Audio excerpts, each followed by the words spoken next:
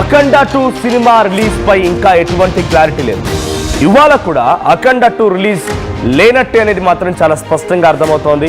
అటు సినిమా సంస్థ అంటే నిర్మాణ సంస్థ 14 రీల్స్ ప్లస్ కూడా దీనిపైన ఒక సంచలన ప్రకటన చేసింది. త్వరలోనే ఈ మూవీని రిలీజ్ చేస్తామని అటు ప్రేక్షకులకి మరీ ముఖ్యంగా బాలకృష్ణ అభిమానులకి ట్వీట్ చేశారు ఆ నిర్మాత సంస్థ.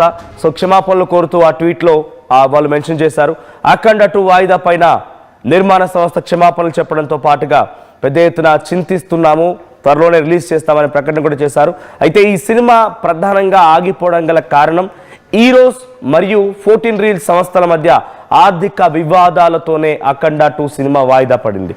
అయితే we have tried our absolute best to bring Akhanda 2 to the big screens, but despite our tireless efforts, sometimes the most unexpected things happen, and unfortunately this is that time.